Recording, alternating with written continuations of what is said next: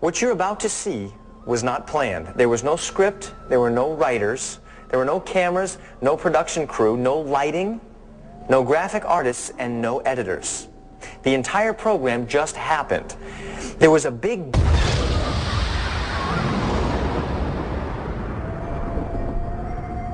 And here we are. Could you believe that? Of course you couldn't. Nobody in his right mind could. And yet many evolutionists would have us believe that in the name of science. There was no creator, no space, no energy, no matter. There was nothing. And then there was this big bang, and out came the sea and the land. And birds and flowers and trees and elephants and giraffes and horses and cats and dogs. And of course, man and woman. And this took countless millions of years. Okay, here's a simple lesson on evolution. The theory of evolution basically teaches that every living creature, like you and me, evolved from a single cell billions of years ago. So that means that every animal supposedly transformed into another kind of animal over time.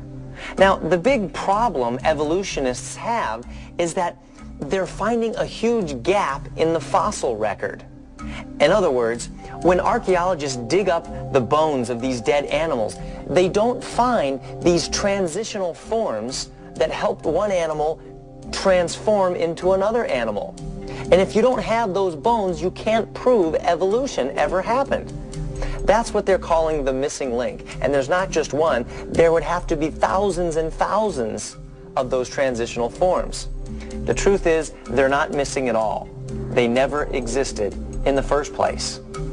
Now, maybe you're asking, what about the proof? I mean, what about those science teachers that showed us those drawings of apes all hunched over and then eventually straightening themselves up and becoming very man-like? Well, remember, those are just drawings. That's not proof. The real proof is in what we can find in the fossil record, the bones that we dig up, and that's what's missing, the actual proof. In reality, this is what scientists actually have. Me and the monkey, apes and humans. The supposed transitional forms are what are known as the missing links. But the truth is, there is no missing link. There's nothing to link apes to human. The supposed transitional forms simply don't exist, except in the imagination of evolutionists who want to justify their theory. For instance, the amazing discovery of Lucy.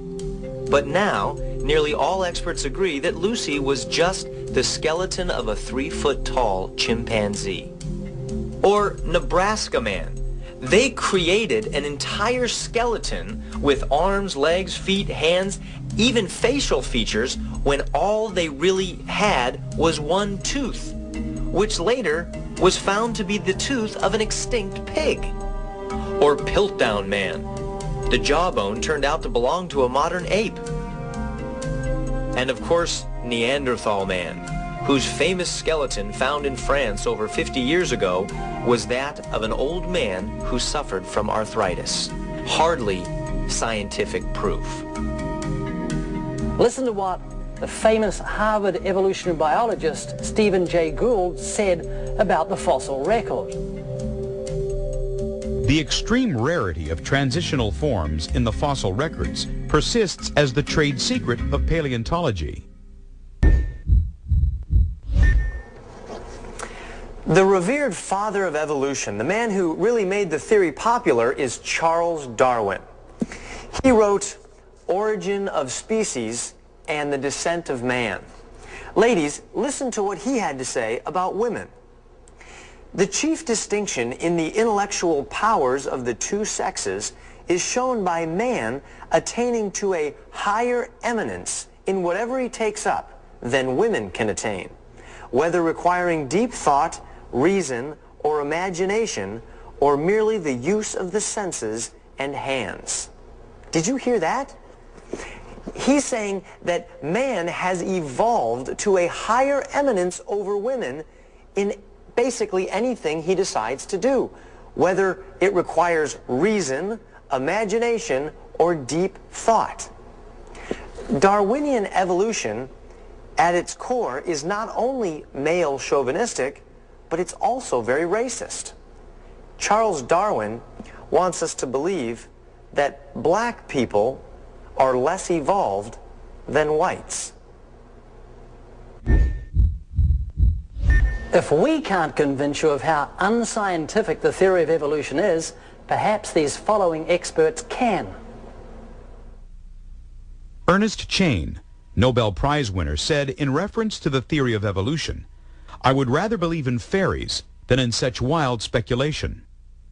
Sir Arthur Keith, the physical anthropologist and anatomist who wrote the foreword to Darwin's Origin of the Species 100th Anniversary Edition, said, "Evolution is unproved and unprovable.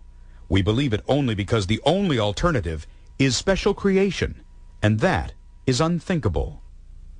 Malcolm Muggeridge, British journalist and philosopher, said, "I myself am convinced that the theory of evolution, especially the extent to which it's been applied, will be one of the great jokes in history books of the future." A wise man once said, "Man will believe anything as long as it's not in the Bible." Unfortunately, that is so true. Non-random changes come about as a result of selection, okay? Who's doing the selecting? Selecting is being done by the ecosystem. And where did this come from? It's being done by predators. Where did it come from? It's being done by geological processes. Well, here, this is the big question. This is where atheists and theists both have a problem, okay? And I'm going to admit to it, okay? The problem we have is at the beginning. The problem we have is at the beginning. The problem we have is at the beginning.